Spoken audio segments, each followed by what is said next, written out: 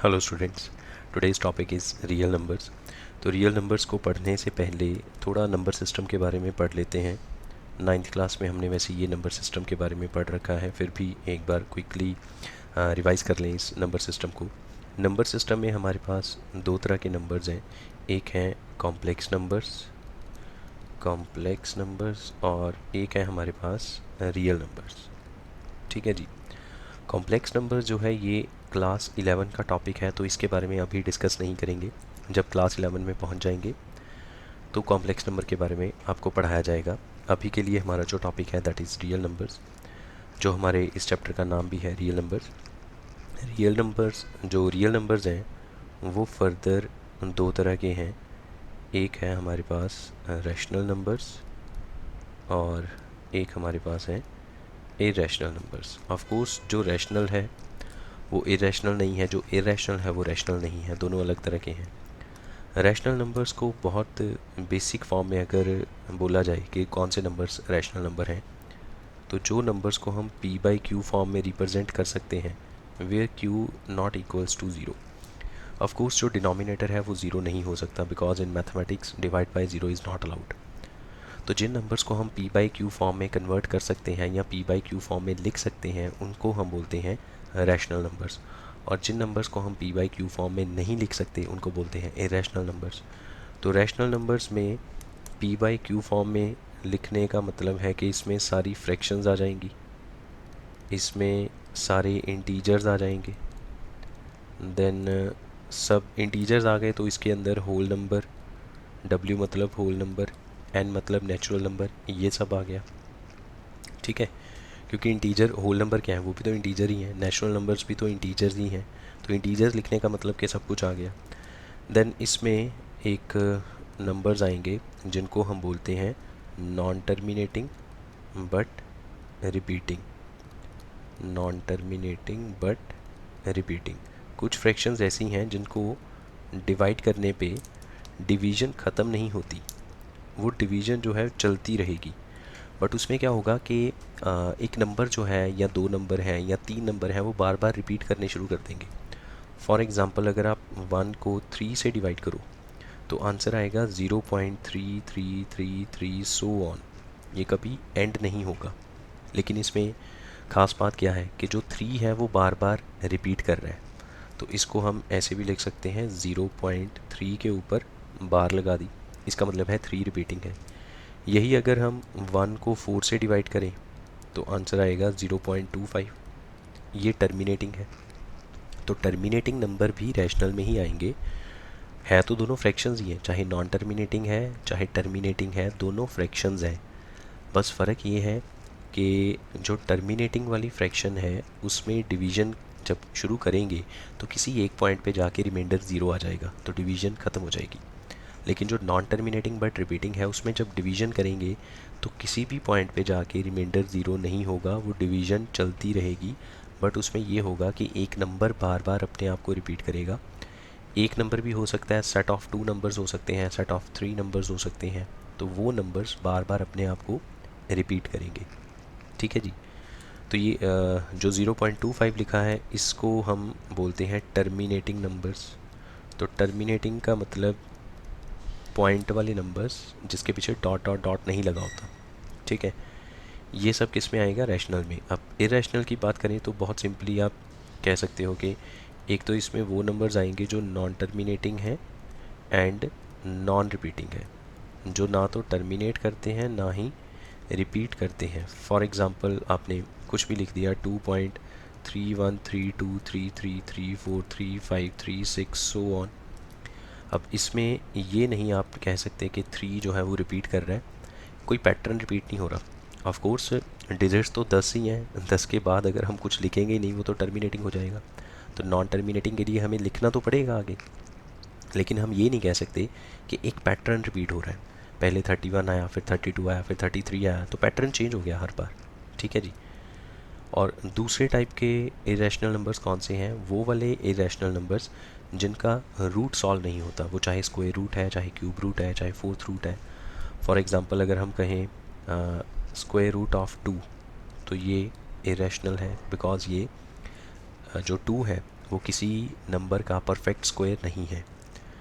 अगर आप कहो √4, this is not a irrational, क्योंकि √4 तो 2 बन जाता है, तो ये तो रैशनल है, तो this is not a irrational. और आप कह सकते हो क्यूब रूट ऑफ 4, ये इरेशनल है क्योंकि 4 का क्यूब रूट सॉल्व नहीं किया जा सकता। देन स्क्वायर रूट ऑफ 8, ये भी एक इरेशनल है बिकॉज 8 का स्क्वायर रूट नहीं होता है। ऐसे सो ऑन बहुत सारे नंबर्स हैं हमारे पास जो इरेशनल की कैटेगरी में आ जाएंगे। ठीक है, तो मेन हमें टाइप के बारे में समझना है, इरेशनल कौन से हैं, नॉन टर्मिनेटिंग, नॉन रिपीटिंग, या फिर वो वाले नंबर्स जिनका रूट सॉल्व नहीं होता। और रैशनल कौन से हैं, जिसमें fraction, integer, whole number, natural number, non terminating but repeating या टर्मिनेटिंग आ जाए। नेक्स्ट हमारा टॉपिक है इसके बाद HCF and LCM of two numbers. कोई भी दो नंबर्स हैं, उनका अगर आपको HCF या LCM फाइंड आउट करना है तो उसका क्या मेथड है। देखो LCM वगैरह तो हमने पहले भी फाइंड आउट कर रखा है छोटी क्लासेस में। ऐसे करके अगर आपसे बोला जाता है कि लेट से आपने 7 और 21 का LCM करना है, तो आप क्या करते हो, इसको ऐसे डिवाइड करना शुरू किया। पहले 3 से कर लिया, 7 का तो 7 रहेगा, यहाँ पे 7 आ गया, फिर 7 से किया 1 1, फिर 3 इंटू 7 किया, तो ये हमारे पास LCM बन गया 21। ठीक है जी, ये सब हम छोटी क्लासेस में करते थे। ऑफ कोर्स अब भी वही करेंगे, LCM फाइंड आउट करने का मेथड तो सेम ही रहेगा ना, वो बदल थोड़ी ना जाएगा। और HCF का क्या मतलब है, फॉर एग्ज़ाम्पल अगर आपने HCF फाइंड आउट करना है, लेट अस से 25 एंड 35 का HCF, तो फिर हम इन दोनों को ऐसे ही डिवाइड करेंगे और हम देखेंगे कि ऐसा कौन सा कॉमन नंबर है जो दोनों को डिवाइड करता है। और जब तक कॉमन नंबर दोनों को डिवाइड करने वाला मिलता रहेगा तब तक हम डिवाइड करते रहेंगे। जैसे ही वो कॉमन नंबर मिलना बंद हो गया, हम वहीं पे अपनी डिवीज़न स्टॉप कर देंगे। तो सबसे पहले मैंने देखा ये दोनों 5 के टेबल में आ जाएंगे, तो 5 से डिवाइड किया, 5 5 ज़ा और 5 7 ज़ा। इसके बाद मैंने जब डिवाइड करने की कोशिश करी 5 और 7 को, तो वो दोनों किसी एक टेबल पे तो आएंगे नहीं, तो बस यहीं पे डिवीज़न ख़त्म कर देंगे। और ये जो डिवाइज़र है जिसके साथ हमने डिवाइड किया था, that is called a HCF। HCF is equals to 5। और जैसे मान लीजिए 20 और 28 का अगर हमें HCF चाहिए, HCF का मतलब है हाईएस्ट कॉमन फैक्टर। हम इन दोनों में से क्या कॉमन कर सकते हैं, मैक्सिमम से मैक्सिमम हमें वो फाइंड आउट करना है। तो सबसे पहले हमने 2 पे डिवाइड किया, तो 10 और 14 आएगा। दोनों को डिवाइड करना है, दोनों नंबर डिवाइड होने चाहिए। ठीक है जी, फिर हमने 2 से किया, तो यहाँ पे 5 और 7 आएगा। अब 5 और 7 दोनों नंबर्स किसी एक कॉमन टेबल पे डिवाइड नहीं किए जा सकते, तो यहाँ पे हम अपनी डिवीज़न को स्टॉप कर देंगे। तो HCF क्या आएगा इसका, HCF इज़ इक्वल्स टू, ये जो 2 इंटू 2 मिला था हमें, दैट इज़ इक्वल्स टू 4। कहने का मतलब है कि इस 20 और 28 में से सिर्फ 4 कॉमन किया जा सकता है। इसी तरह से 25 और 35 में से सिर्फ 5 कॉमन किया जा सकता है। अब कुछ नंबर्स ऐसे भी हैं जिसमें से कुछ भी कॉमन नहीं आएगा, तो उनका HCF क्या होगा, उनका HCF होगा 1।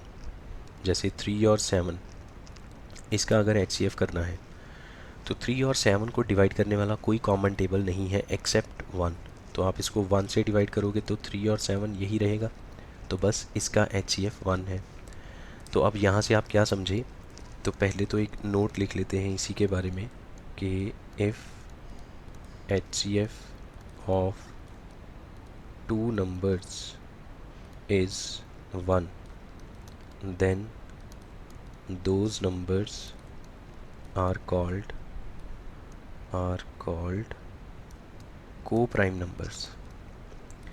जिन नंबर्स का HCF हमेशा 1 आएगा उनको हम बोलते हैं को-प्राइम। को-प्राइम का मतलब है कि आपस में इनका कोई कॉमन फैक्टर नहीं है। ठीक है जी, इंडिविजुअली वो दोनों नंबर्स प्राइम हो भी सकते हैं, नहीं भी हो सकते। फॉर एग्ज़ाम्पल अगर हम कहें 5 और 18, इनका HCF फाइंड आउट करो, तो 5 और 18 में से कुछ भी कॉमन नहीं आएगा, तो HCF क्या आएगा 1। लेकिन इंडिविजुअली अगर देखा जाए 5 तो प्राइम है लेकिन 18 थोड़ी ना प्राइम है, वो तो कॉम्पोजिट है। तो जो को प्राइम नंबर्स हैं, को प्राइम नंबर्स में जो दो नंबर्स इन्वॉल्व हैं इंडिविजुअली, वो प्राइम हो भी सकते हैं, नहीं भी हो सकते, इसके बारे में हम कुछ नहीं कह सकते। हाँ, लेकिन अगर उनका HCF 1 है तो वो को प्राइम ज़रूर है। ये तो हो गया सिंपल डिवीजन मेथड से HCF LCM कैसे फाइंड आउट करना है, और ये सब चीज़ हमने पहले भी कर रखी है 6th या 7th के लेवल पे।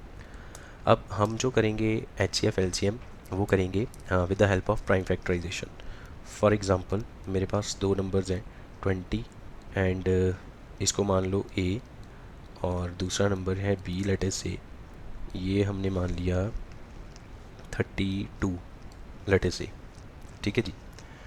तो यहाँ से अब मुझे HCF चाहिए, तो हम क्या करेंगे, A के फैक्टर्स करेंगे। A के फैक्टर्स क्या आएंगे, 2 इंटू 2 इंटू 5। B के फैक्टर्स किए तो 2 इंटू 2 इंटू 2, 8, 2 ज़ा 16, 2 ज़ा 32। Now we need to find HCF। तो HCF फाइंड आउट करने का क्या मेथड है कि इन दोनों में से, मतलब जो दो नंबर्स के आपने फैक्टर्स किए, इनमें से कॉमन देख लो कहाँ पे आता है। जो कॉमन है उसको एक बार लिखेंगे बस। इसके अलावा तो कोई ग्रुप नहीं बनेगा ना जिसमें सेम सेम नंबर आएगा। 5 का 2 से थोड़ी ना ग्रुप कर सकते हैं, एक 2 ऊपर से लिया, एक नीचे से लिया, फिर एक 2 ऊपर से, फिर एक नीचे से, बस। इसके अलावा कोई भी कॉमन नंबर नहीं है दोनों में जिसका ग्रुप किया जा सकता है। तो जो ग्रुप किया उसमें से एक एक बार ही लिखना है बस। ये HCF हो गया, दैट इज़ इक्वल्स टू 4। वैसे ही आप देख लो, सिंपल IQ से आप बता सकते हो 20 और 32 में से कॉमन क्या आएगा, मैक्सिमम 4 आएगा। Highest common factor is 4।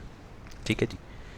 Similarly मान लो आपने इनका LCM करना है, LCM इन्हीं दोनों का, तो उसका क्या रूल है, जो आपने ग्रुप किया था, जो ग्रुप किया था उसमें से एक एक लिखेंगे इनटू बाकी जितने नंबर बच गए उन सबको साथ में मल्टीप्लाई कर देंगे। ठीक है। जो ग्रुप किया उसमें से एक एक लिखना है, बाकी क्या बचा, एक 5 बचा और 3 बार 2 बच गया, तो इन सबको उठा लो। एक बार 5 इंटू 2 इंटू 2 इंटू 2। ठीक है जी। I hope this must be clear. तो इसका आंसर क्या आएगा, ये आपका बन गया 2 2 ज़ा 4, 5 ज़ा 20, 20 इंटू 8, 160। ये इसका आंसर है। ठीक है। ये हो गया दो नंबर्स का LCM सिंपल फैक्टराइजेशन के साथ। इसमें हमने वो डिवाइड करने वाला मेथड नहीं अप्लाई किया, हमने फैक्टराइजेशन से सॉल्व किया। अच्छा, इसको अब दूसरा मेथड सुनिए इसी को सॉल्व करने का। ये जो A है इसको हम ऐसे भी तो लिख सकते हैं 2 raise to the power 2 into 5, और B को लिख सकते हैं 2 raise to the power 5, that's it. ठीक है जी। तो HCF क्या है, HCF is equals to common factors with smallest power या स्मॉलेस्ट इंडेक्स। इंडेक्स का मतलब भी पावर है, इंडेक्स लिखो या पावर लिखो। एंड LCM क्या है, LCM is equals to all factors with highest power और highest index. Now what is HCF, हमने कहा कॉमन फैक्टर्स। अब हमें फोकस किस पे करना है, ये जो हमने फैक्टर्स बनाए इनमें से हम देखेंगे कॉमन क्या है। A के जब हमने प्राइम फैक्टर्स किए उसमें 2 और 5 आया, पावर को भूल जाओ, सिर्फ फैक्टर्स पे ध्यान दो। 2 और 5 आया। जब हमने B की तरफ देखा तो उसके प्राइम फैक्टर में सिर्फ 2 आया, तो अब 2 और 5 और 2 में से कॉमन तो 2 आएगा ना। ठीक है। अब इस 2 की हमें पावर स्मॉलेस्ट रखनी है। पहले वाले नंबर में देखो, A वाले में, उसमें 2 की पावर है 2, अगले में है 5, तो दोनों में से छोटी कौन है, ऑफ कोर्स 2 छोटी है, तो 2 की पावर 2 रख दो, आंसर इज़ 4। पहले भी 4 आया था, आंसर तो सेम ही आएगा, मेथड जो मर्जी अप्लाई करो, लाइन ऑफ थिंकिंग जो मर्जी हो, answer will remain same. Then LCM, all factors with highest power. अब हमें ये नहीं देखना कॉमन क्या है, जो कॉमन है उसको एक बार लिखना है, बाकी सब कुछ लिख देना है।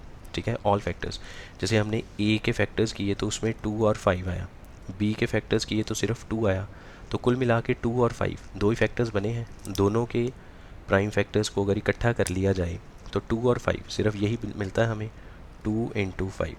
अब हमें क्या करना है, इन दोनों पे हाईएस्ट पावर लगानी है। तो 2 की पावर या तो 2 है पहले वाले में या 5 है दूसरे वाले में, तो दोनों में से बड़ी कौन सी है, ऑफ कोर्स 5 बड़ी है, तो हमने 2 पे पावर 5 लगा दी, इनटू 5 की पावर, अब पहले वाले में पावर है 1, दूसरे वाले में तो 5 है ही नहीं है, तो जो a की पावर है वही स्मॉलेस्ट होगी और वही लार्जेस्ट हो गई, ठीक है। तो 5 की पावर यहाँ पे 1 लिख दी। इसको अगर आप सॉल्व करोगे तो अगेन आपके पास 160 आएगा and this will be the LCM of two numbers.